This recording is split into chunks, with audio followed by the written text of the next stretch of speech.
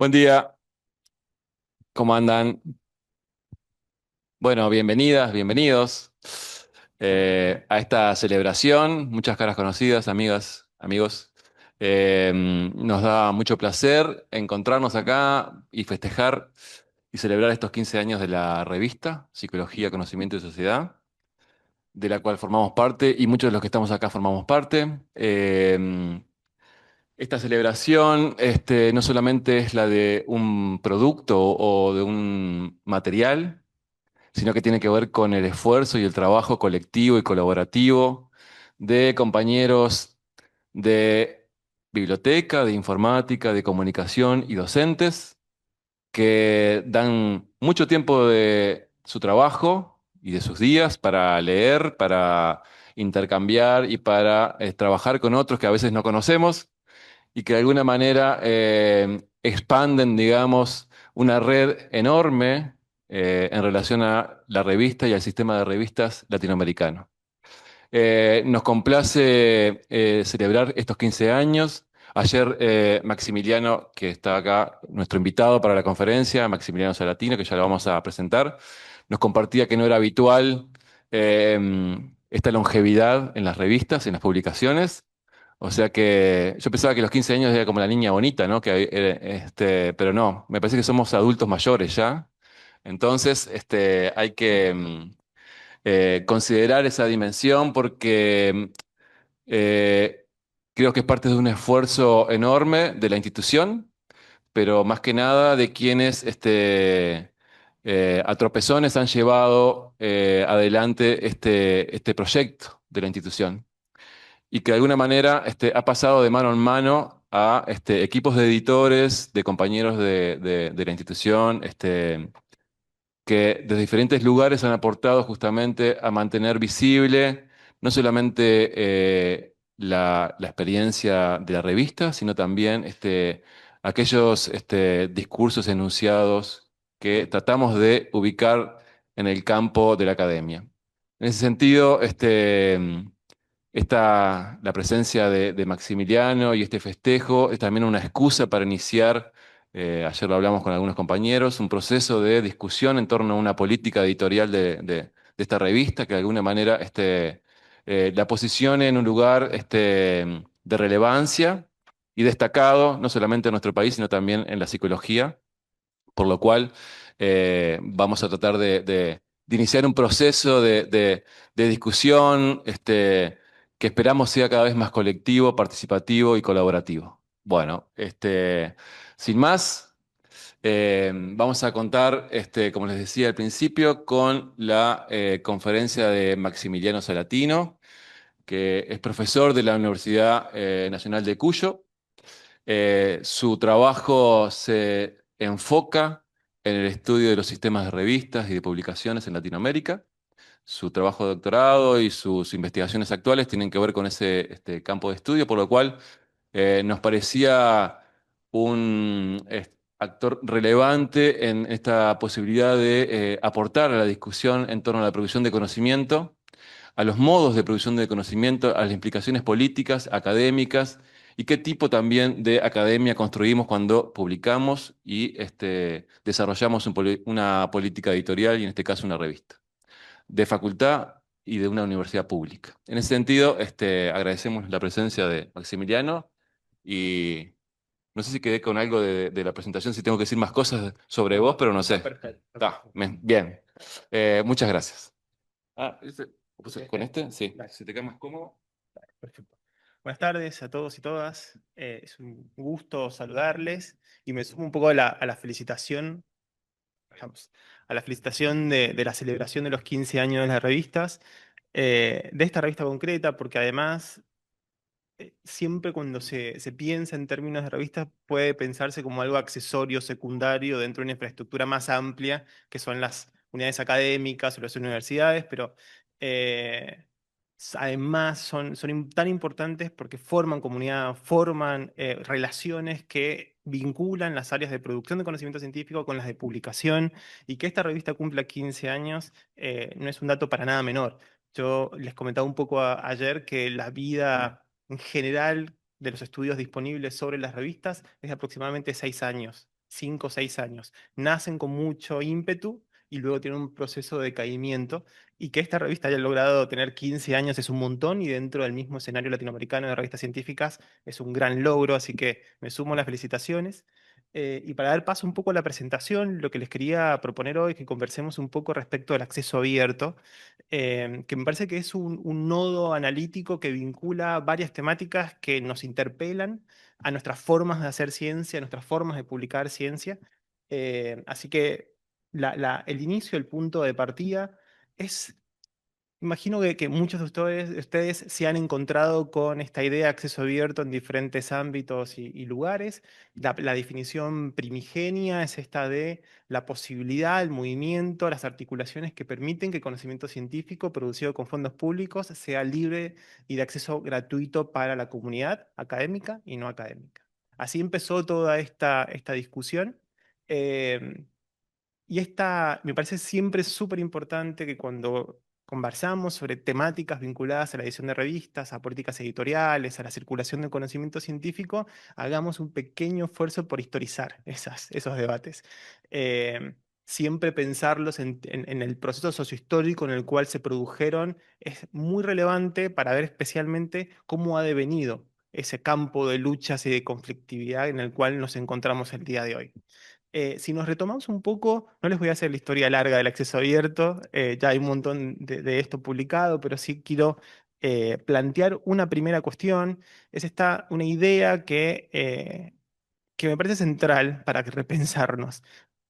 La ciencia, cuando uno habla de conocimiento científico, cuando uno habla de discurso científico, cuando uno habla de procesos de producción de conocimiento científico, vincula una mirada un poco abstracta respecto de la ciencia. Un poco la propuesta de hoy es que pensemos la ciencia, especialmente en sus materialidades. ¿Dónde se manifiesta? ¿Dónde la podemos observar? ¿Dónde la podemos discutir? ¿Qué tenemos a mano? ¿Cuál es la materialidad? ¿Cuál es la dimensión material de esa ciencia? Y desde hace por más de 50 años, buena parte de las discusiones científicas, la ciencia es la ciencia publicada. Buena parte de lo que leemos, discutimos, publicamos nosotros es en formato textual, narrativo, primero en libros académicos y en revistas académicas en formato artículo, pero mayoritariamente lo que nosotros conocemos, nos vemos interpelados históricamente, es a partir de la ciencia como ciencia publicada, y allí viene el acceso abierto como algo fundamental. Si la ciencia mayoritariamente deviene en una publicación que desde hace más de 50 años tiene como elemento, como dispositivo principal de circulación el artículo científico, es importante pensar cómo accedemos a esa ciencia publicada. Y de allí viene la idea principal de acceso abierto, las genealogías contamos hasta la actualidad marcan como 1991 el primer repositorio de NARCHIP y luego en 2000 la primera declaración de Budapest, luego entra Berlín y Bethesda, declaraciones, modalidades, vías de acceso abierto. Imagino que esta discusión entre colores y minerales muchas veces no se suele conocer exactamente qué es cada cosa. Acceso abierto verde, acceso abierto dorado, acceso abierto de cobre, híbrido, negro, plateado, diamante. Al día de hoy, esta discusión me parece más importante que nunca, porque dentro de este gran barullo de conceptualizaciones, de vías, de caminos al acceso abierto, hemos perdido un poco el corazón. Y un poco la propuesta de hoy es que volvamos al corazón de la discusión respecto del acceso abierto y además proponerles latinoamericanizar esta discusión, porque muchas de estas genealogías, de estas vías, la discusión sobre minerales, declaraciones, están hechas en las academias del Atlántico Norte. Y un poco retomando lo que les decía al principio, para mí es central que historicemos y localicemos las discusiones vinculadas a la publicación científica y a la circulación del conocimiento científico, porque atañe a nuestro tránsito por la vida académica. No tan solo por una mirada chauvinista de esta discusión en absoluto, sino porque me parece importante ver estos rasgos que nos caracterizan como comunidades académicas periféricas latinoamericanas. Dentro de la discusión contemporánea de la publicación científica, del acceso abierto, estamos entramados, estamos insertos dentro de las dimensiones evaluativas. Al día de hoy es muy difícil pensar la edición y la publicación científica, tanto como autores, evaluadores, si no pensamos la evaluación. Em, Desde ya hace varias décadas, la evaluación de agentes, de instituciones y proyectos viene siendo determinada por la productividad En general ha venido como el camino cada vez más heterónomo en términos de esta productividad, valorada, caracterizada por estas publicaciones que se dan dentro de revistas indexadas en el mainstream, y por mainstream me refiero a Web of Science, al Core Collection, Scopus, o incluso metiendo la cuestión de las citaciones, pensando en esta idea bastante recurrente de que el factor de impacto, el índice H5 y todos los otros indicadores cienciométricos son una garantía, una validez de la calidad o excelencia de la producción sobre la cual eh, se está analizando, caracterizando. Este devenir tiene un devenir está vinculado a la ciencia principal, a la ciencia mainstream, pero que ha derivado y con diferentes capilaridades a las academias latinoamericanas. Nosotros mismos, nuestros eh, ingresos a la carrera académica, nuestras promociones, estamos tensionados por tener publicaciones de alto impacto en determinadas revistas. Esto es algo súper usual. Pero también yo lo que quiero combinarles en esta conversación es que esta discusión de la evaluación está dentro del espíritu y es importante situarla dentro del marco de la ciencia abierta y del acceso abierto. Y vamos a ver un poco por qué. Yo acá les he mostrado simplemente esta idea de la evaluación como acto de fe, como un sistema de creencias a partir de las cuales los diferentes organismos y comisiones evaluadoras proponen determinados indicadores para evaluar la producción y en función de esa producción la trayectoria académica de un agente, de una institución, de un proyecto. Todo ese articulado está basado en varias asimetrías y desigualdades dentro de la circulación y la publicación de conocimiento científico. Es algo a lo cual nos enfrentamos todos los días. Yo he marcado sobre algunas acá. La primera es esta idea de la reificación del factor de impacto, el factor de impacto como la medida de calidad de toda la producción científica. Vamos a ver enseguida el vínculo entre factor de impacto y acceso abierto. Por otra parte, esta transferencia de legitimidad de la revista al artículo y del artículo al autor. En general, cuando uno piensa en revistas indexadas y tenemos que publicar en una revista bien indexada, se nos valora por la indexación de la revista en el cual se encuentra nuestro artículo. No se nos valora directamente por el artículo en términos del aporte específico. Ese proceso de terciarización está cada vez más cimentado, está cada vez más fuerte. Em, por otra parte, esta políticas evaluativas, culturas evaluativas contemporáneas, ejercen un proceso de homogeneización dentro de las disciplinas.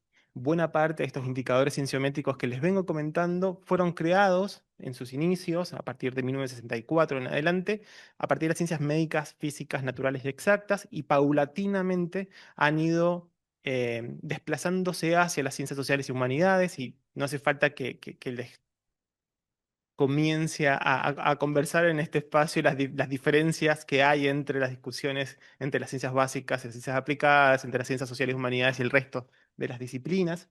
Y por otra parte, presentan una temporalidad. Cuando uno piensa en términos de citas, hay diferentes formas de calcularlas, especialmente el factor de impacto y todas sus derivadas. Es la cantidad de citas que un artículo de un autor determinado en determinada plataforma tiene en un periodo de 3 o 5 años en promedio de las citas totales de esa revista al cabo de un año. Esto que les acabo de decir que es un poco un trabalenguas, para cada uno de los indicadores cienciométricos tiene como este tipo de cálculo y esa temporalidad es bastante artificial, porque si yo publiqué un artículo en una revista con factor de impacto determinado en 1998 y tenía un factor de impacto en aquel momento, ¿cómo calculamos el factor de impacto de ese artículo al día de hoy? En los últimos 5 años, cuando se publicó en la vida media del artículo, nuestros artículos circulan, ¿no? Y tal vez no publicamos un artículo de hace 10 años, tiene tal vez hoy una lectura que les permitió aportar a una discusión contemporánea y recién hoy comienza a ser citado, o tal vez fue muy citado al principio y ahora no. Digo, esa mirada respecto a la temporalidad también es importante. Em, sí me quería como presentarles en esta articulación de cómo se ha ido el acceso abierto nutriendo de las discusiones sobre la evaluación, dos momentos que atañen directamente a las revistas científicas. El primer momento tiene que ver con la indexación. Sabemos que la idea de indexación implica que una revista, para estar incluida dentro de una base indexadora, sea Cielo, Latindex Catálogo 2.0, sea Redalic, Web of Science, DOAG, Scopus, las grandes indexadoras que conocemos, tienen que cumplir determinados criterios. Cuando cumplen un determinado porcentaje de estos criterios, esas revistas comienzan a formar parte de estas colecciones. Bien, lo que ha sucedido, y esto es una investigación que terminé hace muy poco, fue una evaluación, una valoración de los criterios editoriales de todas estas bases indexadoras que les he comentado. Y dentro de uno de los resultados, hice como una clasificación por dimensiones, pero no sé si alcanzan a ver, pero hay desde revisión por pares, contenido original, periodicidad regular, los metadatos estructurados de los artículos, las políticas antiplagio, la preservación digital, comité editorial identificado, la indexación previo, el impacto. Todo este tipo de criterios que yo he generado como una clasificación son bastante comunes a todas las bases indexadoras que les acabo de comentar, tanto las latinoamericanas como las ciencias, como las del circuito mainstream. Las principales diferencias es en uno de los criterios, que es el de indexación previa o el impacto. Las grandes indexadoras de la corriente principal, Web of Science, especialmente el Core Collection de Web of Science, como Scopus, piden citaciones de esas revistas, de esos artículos y de los comités editorial en esas mismas plataformas, y es una de las grandes diferencias respecto del resto. Si pensamos, si sacamos esa variable, si sacamos esa dimensión de análisis, podemos llegar a pensar que tanto WOS como Scopus, como DOAG, como Real como Cielo, como Latindex Catálogo son bastante parecidas en términos de lo que ellos proponen como criterios de inclusión. Entonces, ¿por qué estamos valorando o seguimos valorando la corriente principal como mejor, de mayor calidad o excelencia en términos o en detrimento de nuestros circuitos latinoamericanos, de nuestras indexadoras latinoamericanas? Esta es una discusión, estos son datos contemporáneos, son datos del mes pasado, de un artículo que acabo de terminar. Tal vez esta misma discusión hace 10, 15 años atrás hubiese sido diferente. Efectivamente, había diferencias entre las diferentes bases de datos. Al día de hoy ha habido un proceso de homogenización de criterios. Y lo que les quiero mostrar con esto, que una de las articulaciones vinculadas a la evaluación, que parece estructurantes, determinantes para pensar nuestra producción académica, no es tan así. Hay menos matices de lo que uno quisiera advertir. Y la segunda dimensión de evaluación vinculada a las revistas científicas tiene que ver con el peer review, con la revisión por pares. Ha habido una... Históricamente se ha considerado la revisión por pares como el corazón de la garantía de la calidad de los artículos. Desde el inicio de las primeras revistas científicas a finales del siglo XVIII, con la modalidad y con las características que conocemos el día de hoy, la revisión por pares ha sido como el pilar fundamental de garantía de la autoridad científica o de la calidad de ese artículo. Ha pasado mucho tiempo. Y ustedes que han participado y publican y son evaluadores y conforman parte de equipos editoriales conocen que hay una caja negra, que hay un montón de normas no expresadas, implícitas dentro de la revisión por pares, em, que es una metodología, una forma que entiendo debe ser repensada a la luz del paradigma de la ciencia abierta, del acceso abierto, en especial porque genera algunas distorsiones que me parece importante señalarles, solamente algunas aquí. En primer lugar, las evaluaciones, la selección de árbitros de evaluadores, la misma evaluación están teñidas, están atrapadas dentro de las diferencias de árbitros del norte global y del sur global. Esto es así, se han tenido que enviar artículos, evaluar a investigadores de Estados Unidos o Europa Occidental, es hiper complicado, es muy difícil que les acepten una evaluación. Cuando hay evaluadores, cuando hay revistas que nos convocan como evaluadores, a nosotros los latinoamericanos lo hacemos y lo hacemos con muchas ganas. Esa primera distorsión me parece importante porque profundiza las eh, asimetrías entre el norte y el sur global. Por otra parte, cuando nosotros latinoamericanos tenemos una tradición histórica de producción de conocimiento local, de impacto local, con relevancia social, vinculadas a organizaciones y a la comunidad en la cual nos insertamos, ese tipo de contenido no suele ser tan evaluado. Hay que encontrar árbitros, evaluadores muy especializados para que evalúen ese tipo de artículos, ese tipo de producciones, porque la tendencia es pensar en estas disciplinas universales, en discusiones que puedan ser globales. Buena parte, hay varios estudios que han determinado que artículos que tienen un camino, un enfoque de desarrollo local en sus comunidades suelen ser mal evaluados en comparación a los artículos que presentan discusiones globales o más universales. Y eso para nuestra producción científica es importantísimo, y va en detrimento justamente de la posibilidad de nosotros latinoamericanos de hacer nuestros aportes en esa misma dirección. Esto está vinculado con la idea de las temáticas globales y por otra parte esta distorsión que existe vinculada al inglés como la lengua global contemporánea, que presenta desafíos en un montón de sentidos, tanto como nosotros, como investigadores latinoamericanos, con nuestras lenguas nativas en español o en portugués, que tengamos que tener una acumulación de capital cultural y capital lingüístico necesario y posible para poder escribir en inglés y poder insertarnos en esas discusiones, tanto como para publicar, tanto como para leer, como para generar nuestros marcos de referencia en términos teóricos, también tenemos como una desigualdad de base que la suplimos yendo a cursos de inglés o de idiomas como podemos, o usando traductores o usando inteligencia artificial, pero estamos como corriendo detrás de esa discusión porque la ciencia contemporánea es esa ciencia publicada que les comentaba al principio, es ciencia publicada en formato digital y de bien en inglés. Eso es así. Hay varios elementos que me parece que todas estas dimensiones que hemos estado conversando hasta acá presentan como un momento de crisis. Me parece que estamos justo en una bisagra súper importante dentro de la historia de la ciencia en términos generales. Estamos en un momento en el cual se ha llegado a ciertos límites en términos de la producción, la publicación académica. Nosotros estamos como justo en el momento, en el ojo del huracán en la actualidad, por varias razones. En primer lugar, y sí quisiera centrarme en el trabajo del mundo editorial, eh, hay una paulatina pérdida del control editorial local. ¿A qué me refiero con esto? Los equipos editoriales, las direcciones y los editores y editoras de revistas latinoamericanas se han visto tensionadas en los últimos 10 años por una paulatina pérdida del control de su revista. ¿Y a qué me refiero con esto?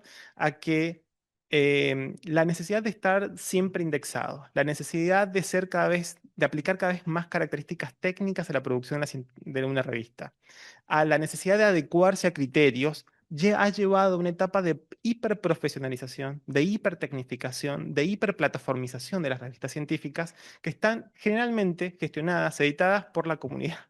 Son docentes investigadores de de las instituciones de educación superior, organismos científico-técnicos, quienes suelen hacerse cargo de las revistas, porque hay un proyecto académico detrás, porque hay un proyecto editorial detrás. Por lo tanto, no suelen ser personas que tengan una formación en ciencia de la información, en bibliotecología. eh, lo que hemos tenido en la actualidad, generar un buen set de metadatos de un artículo es una tarea bastante complicada el día de hoy. Y al día de hoy, si uno no tiene un artículo con los metadatos hiperconstruidos, si no tiene un artículo marcado, si no tiene un OJS prístino, bonito, con un diseño y con el protocolo ahí, PMH abierto, no existe casi. O es considerado de mala calidad. Todas estas obligaciones que, insisto, históricamente y paulatinamente en los últimos 10, 15 años han sido responsabilidades cada vez mayores por parte de los equipos editoriales, les presentan que todos estos criterios, esta discusión sobre qué es una revista de calidad, la calidad de los metadatos, la calidad de los protocolos abiertos, la calidad de la marcación, la necesidad constante de estar indexados ahora en tal lugar, mañana en tal otro y pasado en tal otro, ha llevado a que todos estos criterios, todas estas discusiones se crean por fuera del mundo editorial, por fuera del mundo de las revistas en sí. ¿Qué hace un equipo editorial que se presenta hoy a la dificultad de tener todos sus artículos marcados, de tener la revista indexada en Scopus, en el Core Collection de Web of Science, de formar parte del movimiento de ciencia abierta, de tener datos abiertos, de tener evaluación abierta? Todo eso es responsabilidad actual de los editores. Esto paulatinamente ha llevado, en mi consideración, una pérdida del poder de los editores como organismo, como en el vínculo con la comunidad. Me parece que ahí hay un debate que darnos dentro de las revistas latinoamericanas. Algunas revistas ya lo están haciendo, tratando como de ponderar. bueno, vamos hacia ese proceso supuestamente de tecnificación y profesionalización, pero al mismo tiempo retengamos cierto grado de autonomía en las decisiones de qué es una revista. ¿Qué es una revista hoy? Me parece que es una pregunta que nos deberíamos volver a hacer constantemente en este tiempo. ¿Una revista es solamente un dispositivo para la evaluación de nuestras carreras académicas? ¿En eso se ha convertido una revista académica? ¿O una revista académica es el lugar en donde se plantea una discusión de una comunidad disciplinar o un área temática? Es el lugar en donde podemos discutir, chicanearnos y volver a contribuir con discusiones teóricas, empíricas sobre nuestros objetos de investigación. Creo que deberíamos volver a darnos la conversación de para qué sirve una revista académica. ¿Sirve solamente para que nos evalúen? Si es esa la definición, bueno, sabemos efectivamente el camino que estamos tomando desde hace 10 años va en esa orientación. En este sentido, menciono esta idea de la pérdida de control editorial por parte de las comunidades editoriales latinoamericanas. Esto implica además una dependencia tecnológica fenomenal respecto al norte global. En América Latina no tenemos tantas plataformas. Tenemos unas y muy buenas, por suerte. Tenemos antecedentes que han marcado un camino, un devenir dentro de la discusión del acceso abierto latinoamericano. Estoy pensando en el nacimiento de Latindex, en el taller de Guadalajara en 1994, la salida del directorio, la salida del catálogo. En el 1998, la salida de Cielo con sus dos colecciones primero Brasil y luego Chile. 1998 es el nacimiento también de la Biblioteca Digital de Claxo, la primera biblioteca digital de ciencias sociales y humanidades de toda América Latina. 2013 es el inicio de Realic. Han habido diferentes instancias y plataformas que han buscado representar de mejor manera la producción latinoamericana, la visibilidad de la producción latinoamericana. Eh, Más recientemente tenemos la referencia, que es como la Confederación de Repositorios Institucionales de América Latina, con nodos en muchos países de la región. Esas son las armas con las cuales nosotros contamos. Pero el norte global tiene una infraestructura gigantesca, muy potente, anclada en los grandes oligopolios editoriales. Ayer les daba algún ejemplo que el Elsevier al mismo tiempo tiene Science Direct. Science Direct además eh, Elsevier, Relx son dueños de Mendeley, al mismo tiempo de Simago. Digo, tienen como unas infraestructuras gigantescas que para nosotros son como cuestiones normales, que están muy naturalizadas, pero son plataformas comerciales del norte global. Hay algo ahí de una pérdida nuestra de la potencia, de la representación que tenemos nosotros mismos sobre la producción que tenemos y buscamos publicar. Em, y hay un fenómeno más cortito que está hiper documentado en la actualidad, es respecto de la sustentabilidad de las revistas académicas. Hay algo acá que se habla poco que tiene que ver con el financiamiento de las revistas académicas. En general, todas las fuentes presupuestarias de financiamiento por parte de los organismos públicos va hacia las áreas de docencia e investigación, como los procesos de producción de conocimiento científico. Sin embargo, los espacios editoriales que están vinculados a la publicación y la circulación no suelen tener partidas presupuestarias ni cargos específicos para esas áreas. Acá hay una contradicción gigantesca, pues yo les decía, desde por lo menos 15 años atrás, estamos siendo evaluados por dónde publicamos. Y justamente es el área que menos financiamiento obtiene por parte de nuestras instituciones públicas. Es una contradicción gigantesca, porque ¿cómo hacemos para fortalecer nuestras prácticas de publicación, para que publicar más y mejor si no estamos financiando a las revistas, a los equipos editoriales, a tener agentes que comprendan, entiendan el acceso abierto, la ciencia abierta, dónde indexar, cómo indexar, qué es mejor una cosa, qué es mejor otra? Eso ha llevado a que, yo les decía recién, las vidas útiles en general de una revista se estipulan entre 5 o 6 años. Final- Principalmente por una cuestión de financiamiento. La mayor parte de los equipos editoriales están conformados por docentes e investigadores que además de sus tareas de docencia e investigación, dan un tiempo y trabajo, salario, tiempo y trabajo, para editar una revista. Eso se acaba cuando tenemos que tener 3, 4, 5, 6 trabajos para subsistir en el mundo contemporáneo. La actividad editorial comienza a verse perjudicada por todas estas cuestiones. Lo que ha llevado más recientemente a que incluso buenas revistas que eran históricamente importantes para la comunidad latinoamericana, hayan sido vendidas. Acá esto es un negocio, un poco enseguida les doy un par de datos respecto a esto, pero el negocio editorial es gigantesco, es enorme. Eh, Son montos millonarios los cuales ganan estas grandes editoriales oligopólicas del norte global y han tenido en los últimos 3 años una estrategia bien clara de venir a comprar revistas latinoamericanas que son de calidad, son excelentes.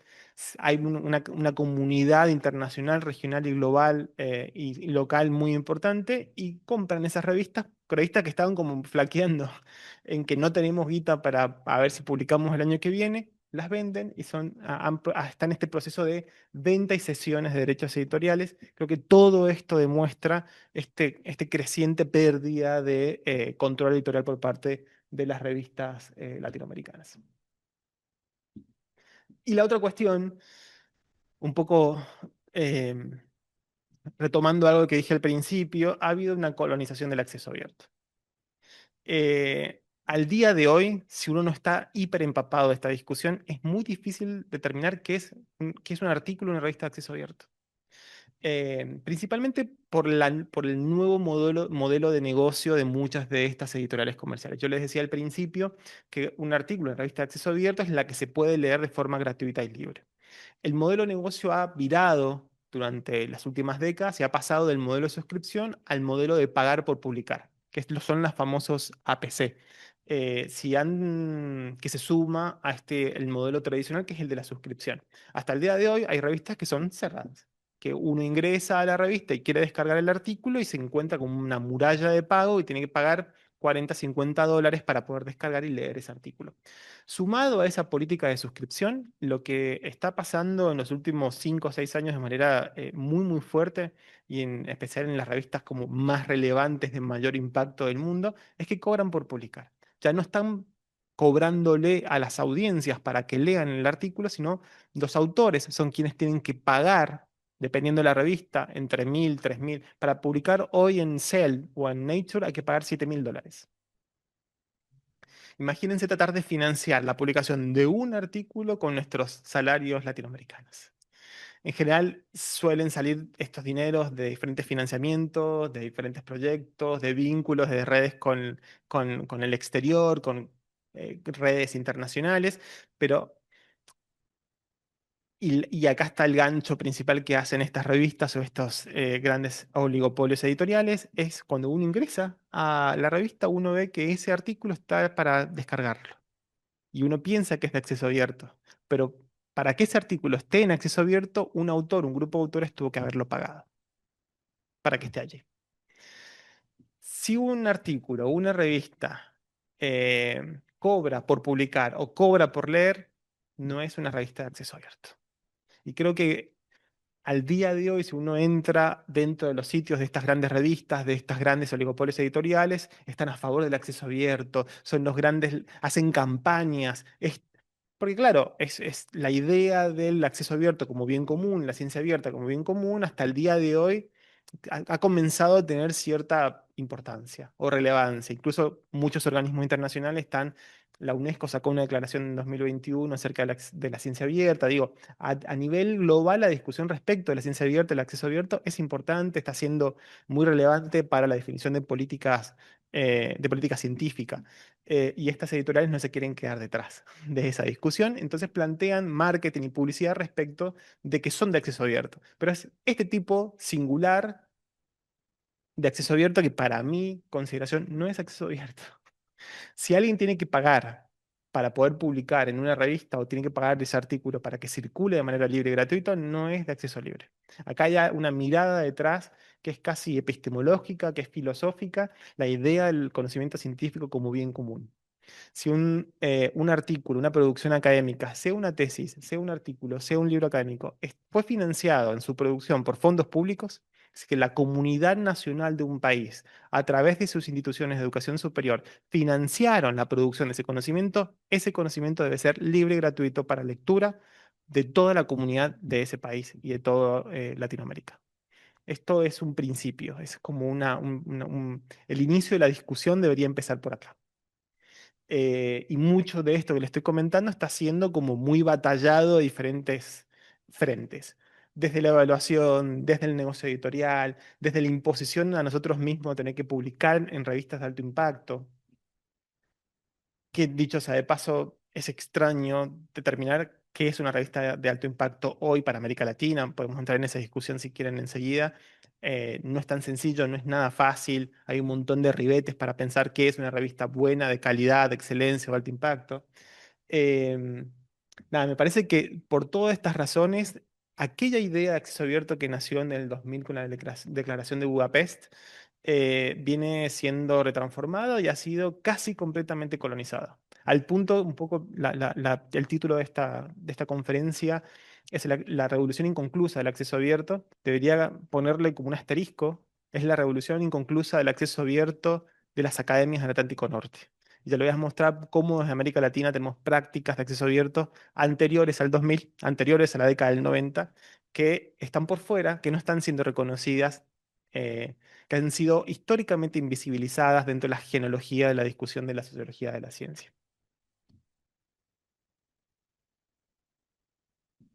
Bueno, nada, esto es para mostrarles simplemente desde el 2021, pero la discusión respecto de la ciencia abierta tiene como muchas dimensiones.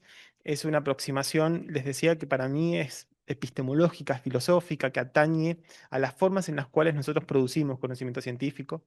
Nos paramos frente a la metodología, a la discusión teórica respecto de cómo producir conocimiento científico que sea cada vez más inclusivo, más abierto, más democrático, más participativo.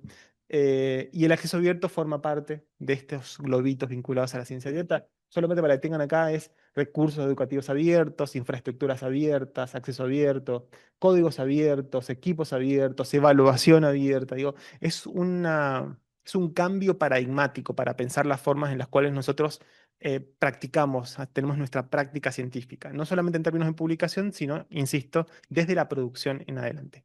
Por ejemplo, la política de datos abiertos. En varios países de América Latina ya tenemos leyes que nos obligan que cada vez que publicamos un artículo, tengamos que publicar de manera abierta el set de datos que nosotros utilizamos para que interpretamos, que analizamos en el artículo. Las dos cosas al mismo tiempo.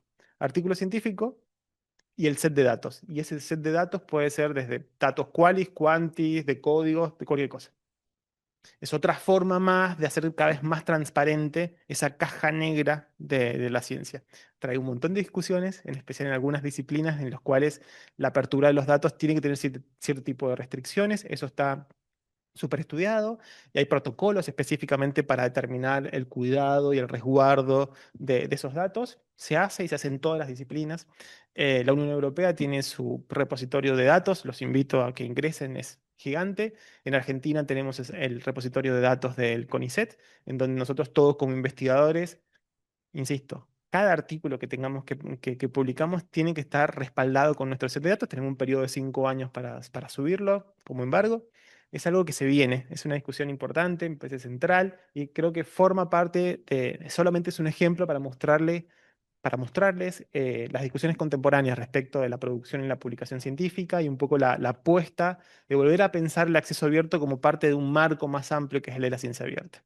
Un poco es el acceso abierto solo eh, no alcanza.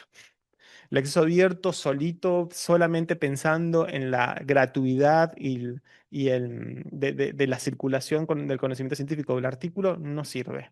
No sirve en términos de potencia. Creo que hay que radicalizar ese discurso e insertar el acceso abierto dentro de la discusión de la ciencia abierta más amplia. Acá. Dentro para pensar, y esto es una propuesta de otro artículo que está por salir publicado, es pensar al conjunto de revistas latinoamericanas que están yendo hacia un camino del acceso abierto, potenciando sus políticas de acceso abierto. Yo solo he planteado algunas dimensiones, son poquitas, pero que me parecen importantes porque forman parte de lo que podemos hacer hoy. La primera tiene que ver con el tipo de licencias. Ustedes ya sabrán que Creative Commons es como el organismo principal de licencias que resguarda los artículos. Hay diferentes tipos de licencias que permiten determinado tipo de utilización. Clásicamente, la licencia es el CC BY, que es el tipo de licencia que permite, por ejemplo, que yo tenga publique en una revista de acceso abierto latinoamericano. en esta, y luego venga una plataforma de alguna de estas editoriales mega comerciales y dado el tipo de licencia que tiene, CCBY logre tomar este artículo y subirlo a una plataforma y luego vender los artículos de esa plataforma a India, a China, a Japón, a Singapur. Es algo que se hace desde hace un montón de tiempo. La captación de artículos publicados en acceso abierto, subirlos a plataformas del norte global y luego vender la suscripción de esas plataformas a diferentes comunidades con suscripción. Eso se ha hecho y se hace. Para tratar de detener ese camino al CC BY es utilizar el CC BY en CSA, que es lo que permite resguardar la utilización y la reutilización de ese artículo, de esa revista o de ese libro. La otra cuestión es utilizar plataformas de gestión editorial de código abierto como JS. Latinoamérica tiene una tradición enorme de utilización de JS. Es una de las grandes eh, es uno de los grandes proyectos que ha permitido que las revistas se editen de forma gratuita en América Latina.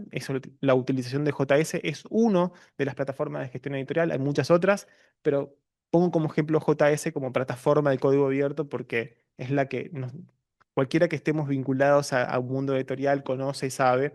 Básicamente buena parte de las revistas latinoamericanas están editadas actualmente en un JS.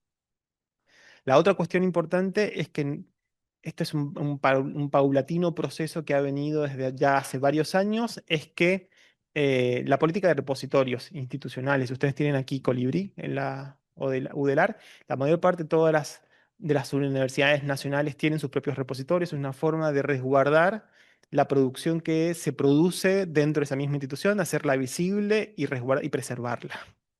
Eh, el mundo digital no es para siempre, han habido un montón de casos de revistas que han publicado históricamente un montón de artículos y que el momento que falló un servidor, se perdió completamente toda esa revista y no hay registro de esas revistas. Hay un montón de artículos que hacen historia en estos casos. Suele pasar, lo digital no es infalible de por sí y hay que resguardar, preservar las historias. De producción y publicación académica. Otra cosa central y es como una pequeña semillita que les presento es que ustedes cuando publiquen resguarden sus derechos de autor en ustedes, que no cedan derechos de autor al momento de publicar.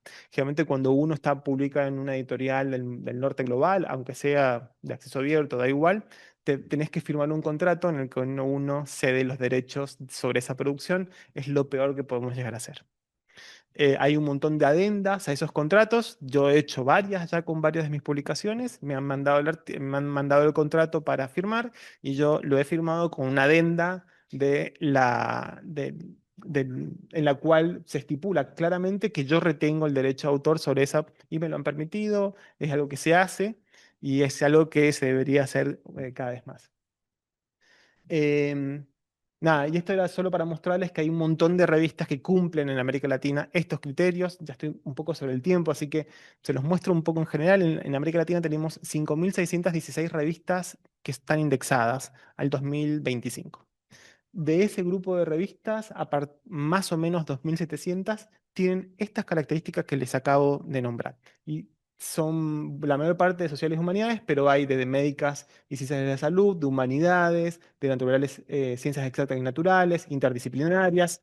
La mayor parte de estas revistas están editadas dentro de universidades y dentro de asociaciones científicas.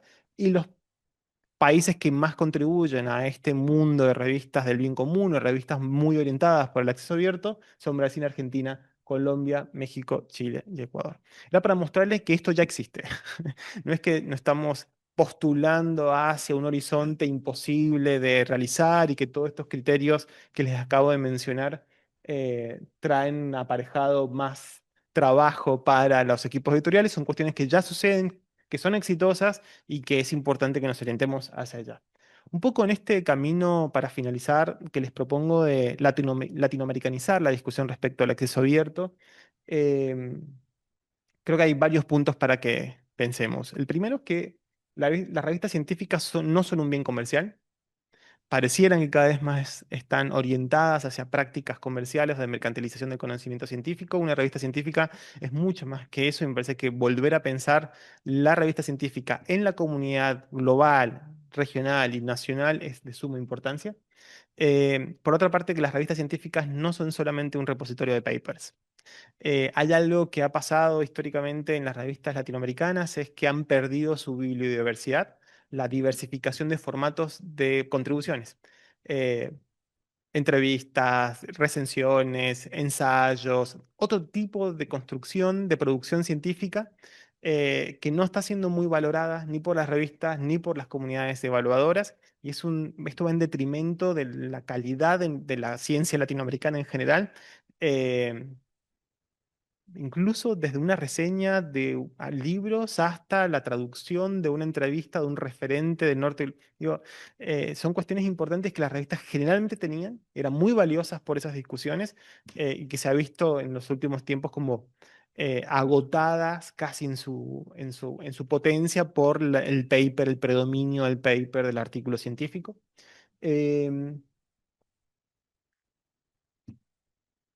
y un poco para terminar, acá bueno, tengo varias ideas, pero tal vez la única que me gustaría reforzar acá, en función de lo que he venido conversando hasta aquí, es esta idea de la escalaridad. Es como uno piensa el acceso abierto como un punto de llegada. Creo que hay un camino hacia esa idea de ciencia abierta anclada en el acceso abierto, incluso que nos comprometa a nosotros como agentes académicos, no solo a las revistas, no solo a las comisiones evaluadoras. Nosotros tenemos la potestad, la posibilidad de no publicar en revistas que estén bajo suscripción o que no sean de acceso abierto de amante. Nosotros tenemos la posibilidad de hacerlo. ¿Estamos tensionados por las prácticas evaluativas? Estamos, pero creo que hay espacios de autonomía, momentos que hacen falta ser solo visibilizadas. Por ejemplo, en América Latina tenemos un grupo importantísimo de revistas que son de acceso abierto diamante, es decir, que no cobran por publicar ni cobran por leer, que al mismo tiempo están indexadas en las bases latinoamericanas y están indexadas en Web of Science y en Scopus. Y podemos publicar en español y en portugués. Y vale exactamente igual el porotito de esa revista que publicar en una revista francesa, alemana, inglesa o de Estados Unidos. Solo que no se suelen conocer. Son revistas que solamente hay como que buscarlas dentro del océano de revistas latinoamericanas, pero que existen, hace falta tener como un listado, algo tan sencillo como eso, compartir un listado de este tipo de revistas que nos permitan contribuir allí. Y les decía que bueno, tal vez los desafíos del acceso abierto para profundizar y radicalizar la discusión del acceso abierto no es necesario que de un día para otro, no es algo que va a pasar rápido, pero creo que se transforma a partir de nuestra práctica académica, nuestra práctica científica, y allí el corazón, sigo insistiendo desde el principio, son las revistas. Las revistas se han convertido en la bisagra que entre el sistema de evaluación, el sistema de producción y el sistema de publicación académica. Cada vez más son más importantes, hay que prestarle mucha atención. Lo que sucede en el mundo de las revistas repercute en nuestras carreras académicas, repercutía y va a seguir repercutiendo de manera que tal vez no podamos imaginar. Em, y la tensión hacia el acceso abierto, ese camino hacia el acceso abierto, puede ser escalar, puede ser tomar determinado paso. Bueno, a partir de mañana nuestros artículos van a tener, en vez de tener una licencia Creative Commons, CC BY va a tener la 0.4. Ya eso es un paso gigantesco. De a partir de mañana, nuestra revista no va a retener los derechos de autor de los artículos allí publicados. Es un enorme paso para la democratización del conocimiento científico. Em, y con este objetivo de latinoamericanizar esta discusión, yo les decía al principio de esta conversación que las genealogías, la historia del acceso abierto se centra en hitos y hechos principalmente de las academias del Atlántico Norte. Les dije recién, Declaración de Budapest, Declaración de Berlín, Declaración de Bethesda en Estados Unidos.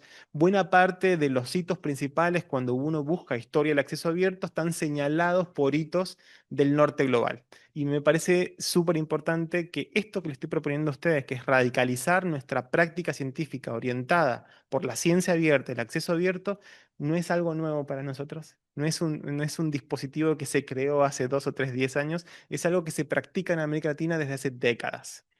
Un ejemplo de ello es los canjes interbibliotecarios, préstamos y canjes interbibliotecarios de revistas editadas en papel en la década del 70 y el 80. Lo que se hacía en aquella época, que diferentes universidades hacían canje de las revistas que se editaban en esa misma universidad y se enviaban. Hay registro de esto, de un montón de bibliotecas de universidades latinoamericanas que hacían canjes y préstamos de entre la Universidad Nacional de Córdoba, la Universidad Nacional de Cuyo, de la Universidad Nacional de Cuyo con la UNAM en México, todo de manera gratuita. Lo único que se pagaba era el costo del envío de las... Eso es una forma de acceso abierto. Acceso abierto en papel y la posibilidad de que circularan las revistas en formato papel sin costo para los autores para publicar ni para leer. Eso es fenomenal y fue gracias a la red de bibliotecas y bibliotecarios que tenemos desde los 70 y los 80 en adelante. Esto se expandió de manera enorme en el momento de la producción electrónica, cuando comienza a haber una producción electrónica de revistas científicas. Em, este es solo un ejemplo para mostrarles, como este tengo muchos otros más, para mostrarles que las raíces del acceso abierto latinoamericano son profundas y son históricas, y que, no, que esta discusión no es una discusión coyuntural, es una discusión que nos constituye como comunidades académicas. Y que me parece que este es el momento en que debemos actuar de forma individual, comunitaria e institucional para radicalizar esta discusión y orientar nuestras prácticas hacia la ciencia abierta y el acceso abierto. Muchas gracias.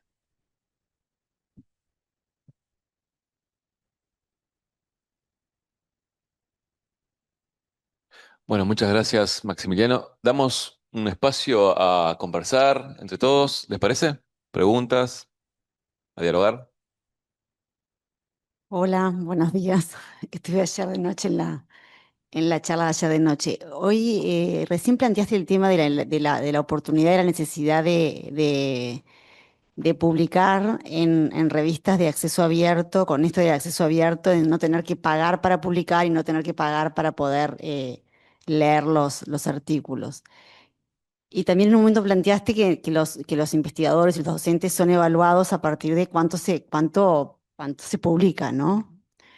Entonces yo creo que lo que está pasando también en las revistas de acceso abierto, que uno verdaderamente de acceso abierto, es que entramos como en un cuello de botella, es decir, uno envía el artículo para publicar y ese artículo está dando vueltas 1 año, 2 años, 3 años, ¿no? No es una crítica a la revista, digo, es la situación de lo que sucede, ¿no? Y en esa necesidad de tener el artículo, de tenerlo en el currículum, termina yendo por otros caminos, ¿no? Es decir, bueno, lo mando en una revista que tengo que pagar, aunque no tengo que pagar $7.000, que tengo que pagar 500, pero tengo la posibilidad de que por lo menos sea evaluado más rápidamente, ¿no? Entonces entras como en esa cuestión que a veces no querés entrar, pero terminas entrando.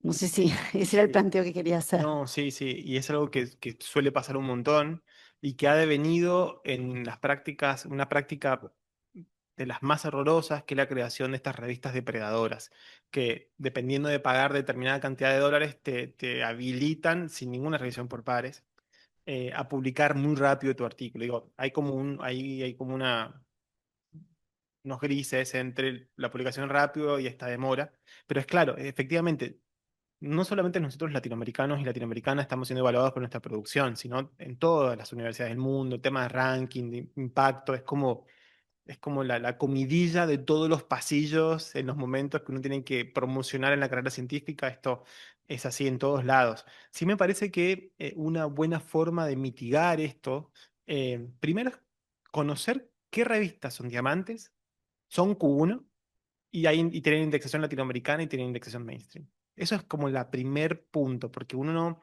ir a buscar una revista donde publicar y solo guiarte por los listados de las bases indexadoras me parece un mal camino. Me parece el peor de los caminos, porque uno se guía rápidamente por la inclusión. Si uno tiene ese tipo de información, incluso ya hay set de datos nuestro, de nuestro equipo de investigación, por ejemplo, con revistas globales, con revistas de todo el mundo, que son Q1 en diferentes áreas disciplinares, están indexadas en los Scopus, al mismo tiempo están en Cielo, están en DOAJ. eh, Primero fijarnos en ese grupo de revistas y creo que hay una práctica muy sana, que permite al autor tener cierto grado de predecibilidad respecto a los tiempos, que yo hago todas las veces que voy a publicar. antes de mandar un artículo es, estimado editor, editora, mi nombre es Máximo Salatino, he hecho una producción sobre esto, le quiero consultar si considera que este aporte es relevante para la revista y si ese es el caso, aproximadamente cuánto tiempo considera usted que el artículo puede estar evaluado y publicado. He tenido respuestas que me han dicho, me parece que está buenísimo, tenemos artículos hasta el 2026, pero probablemente en el 2027 puede salir, genial. Hay otros que me han dicho, tenemos lugar para 2 artículos en el próximo número, si lo envía mañana, el artículo, y si es evaluado como corresponde, va a ser. Creo que tenemos que meternos más, ser más partícipes de nuestras prácticas de publicación. O sea, solamente el hecho de mandar un artículo por un JS, por una plataforma, no es suficiente el día de hoy. Hay que fijarse bien cómo hacer la selección de una revista, ser hiperestratégicos y al mismo tiempo tratar de impedir que tengamos que publicar pagando a PC, digamos. Y creo que una forma básica, sencillita, humilde, es escribirles a los editores. Son los que mejor conocen la revista, saben los tiempos. Muchas revistas en la actualidad también son de publicación continua, entonces hay como una modalidad más nueva, entonces apenas está evaluado te lo suben a la revista. Yo creo que hay que ser más parte de nuestras prácticas de publicación, como sernos más responsables de lo que podemos hacer. Pero es cierto que para un investigador tradicional, metido en su laboratorio, en su equipo de investigación, no necesariamente tiene esta información. No conoce de las diamantes Q1, de las diamantes latinoamericanas. Y creo que es un poco la tarea que tenemos que intentar hacer en nuestros propios equipos de investigación, con nuestros compañeros, nuestras compañeras, con quienes, a los tesistas quienes dirigimos, a nuestros tesistas de maestría, de doctorado, digo, tratar de ir pasando esta info, pasando estos set de datos. Eh, es horrible alfabetizar, pero tal vez necesitamos como una alfabetización de los espacios de publicación. Me parece que es necesaria y que va a ser cada vez más potente en nuestra práctica de publicación y por lo tanto nuestra práctica de evaluación más adelante. Bueno, primero felicitar a la revista. Yo soy coordinadora de Cielo Uruguay, mi nombre es Laura, y vi todo el proceso de evaluación de esta revista. El Progreso fue la primera revista en la plataforma Cielo que tuvo JS, o sea que es una revista que viene avanzando. Con respecto a eso que tú decías, es importante, yo no soy investigadora, pero a veces entre los editores, es ver las normas de publicación de la revista, entre las cuales uno antes de publicar debe verificar las normas de publicación, qué es lo que exige la revista. Muchas veces, como decís tú, hablar con el editor, porque una revista que demora en evaluar un artículo de un año no es una revista bien vista. Con respecto a nuestras revistas nacionales, todos esos parámetros que tú has nombrado han logrado mejorar nuestra calidad de revistas y han logrado que muchos autores extranjeros publiquen en nuestras revistas. Entonces, acá, por lo que yo entiendo, como decís tú, hay una contradicción. Por un lado, el investigador a nivel de la universidad tiene un dinero para su investigación, pero a su vez le exigen que tenga alguna publicación en el exterior. Entonces, eso implica que también un poco está atado de manos, ¿no? Porque entonces no puede publicar ese mismo artículo, ya sabemos que si es original, no lo puede publicar en otro lado. Entonces, esa investigación que quizás fue nacional, la tiene que publicar en el extranjero. Entonces, yo veo que está un poco atado de pie y mano. Eso por un lado. Por otro lado, también el prejuicio, ¿no? De decir que las revistas del país no son de buena calidad, lo cual no es cierto. Porque siempre digo, por ejemplo, cuando tratamos de hablar de Portal Cielo, es la investigación que está en nuestro país, en distintas áreas. Y eso me parece sumamente importante y de valor. Entonces, hay muchas ramas que cuando hablamos del acceso abierto, como decís tú, no es tan abierto. ¿Tá? Y es un trabajo que con editores y con bibliotecólogos, como decís tú, que venimos haciendo, pero es muy difícil. En el caso de nosotros, la plataforma Cielo, todas nuestras revistas son publicación continua. Ha sido un trabajo enorme y enorme para la coordinación subir artículo por artículo. Pero hemos logrado eso y estamos trabajando, que es difícil, con la liberación de los datos.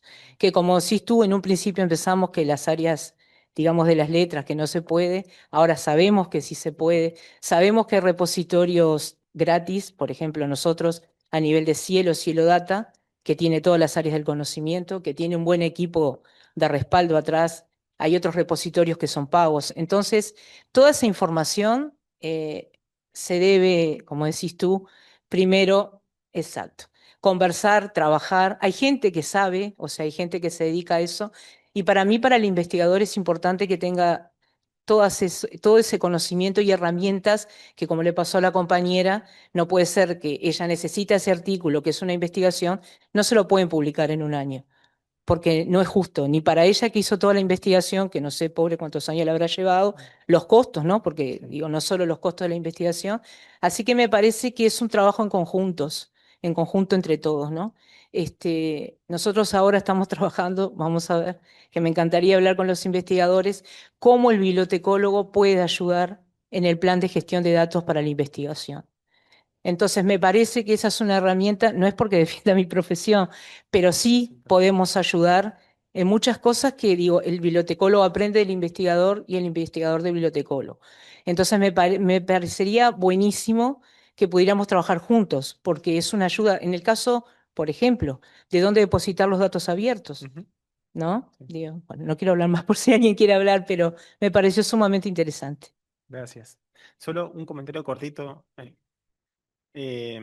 Yo lo pasé rápido, pero hubo como un diagrama de Venn en un momento, no sé si lo alcanzan. Son como las revistas latinoamericanas con sus indexaciones. Uno piensa una revista indexada en Cielo, en Latindex, de manera separada. Pero cuando cruzamos que esa misma revista está indexada en varios sitios a la vez, y un poco llevando un poco de agua para mi molino, pero pensando en los criterios de indexación, que son cada vez más parecidos.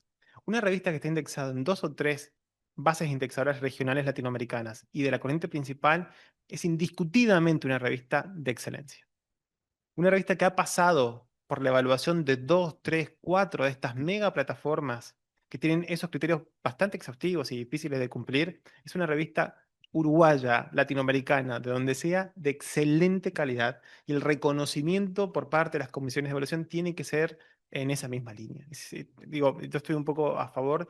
eh, no solamente por una cuestión, insisto, medio chauvinista de la edición nacional, pero yo creo que en las revistas nacionales en América Latina tiene una función central eh, para la comunidad académica y para la comunidad que no es académica también. Uno piensa que, insisto, la revista está muy atada a la evaluación. Bueno, es una de las cadenas, es la que nos toca, son un poco las reglas del juego, pero no necesariamente una revista tiene que estar hiper anclada a la evaluación. Pueden haber gente que ingrese a esa revista a buscar un artículo que forme parte de una comunidad que no es estrictamente académica.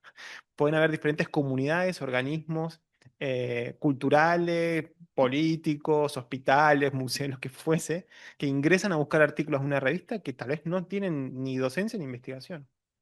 Entonces es como volver a repensar la revista y las revistas locales, nacionales son importantes allí. Sí me parece que hay una tarea muy fuerte a hacer en términos de política científica en las grandes universidades y para comenzar a pensar esto.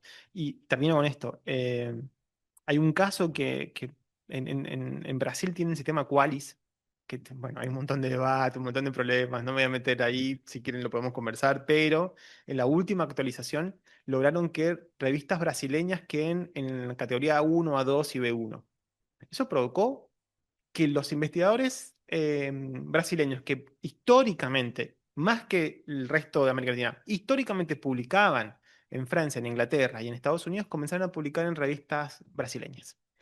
Tuvo un proceso de fortalecimiento fenomenal la circulación de publicación dentro de Brasil, porque los mega investigadores que publicaban afuera estaban publicando ahora en portugués y en revistas brasileñas, porque la valoración sobre esas revistas brasileñas era igual a la de la revista estadounidense o la revista inglesa. Eso es política científica. Produjo eso además que hubiese financiamiento para las revistas que se editan, los equipos editoriales, que hubieran cada vez más revistas. Y yo eh, es un comentario hiperpersonal y íntimo. Estoy bastante cansado en las discusiones de cada vez hay más revistas. ¿Otra vez revistas se va a fundar? Bueno, es una discusión típica de los espacios, de la ciencia de la información. ¿Para qué van a crear una revista nueva si hay tantas, si hay muchas? Bueno, se crean porque hay un proyecto académico detrás, porque hay un proyecto editorial detrás, porque habrá una comunidad de audiencia que las fortalezca. O sea, em, yo creo que es sano que existan revistas. Creo que es un buen indicio de una institución académica, tener revistas, tener más revistas, que haya más discusiones, que sea cada vez más abierto, más diverso, más heterogéneo, que sea representativo de las prácticas de producción académica. Si no estamos todos tan formateados, tan cajita, cuadraditos, nada, me desespera un poco eso, perdón. ¿Alguna otra pregunta? ¿No? Bueno, parece que no. Bueno, muchas gracias por compartir este espacio, por estar acá con nosotros y a Maximiliano por la presentación. Gracias.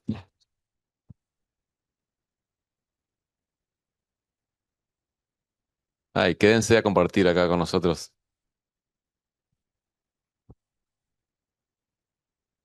¿Eh?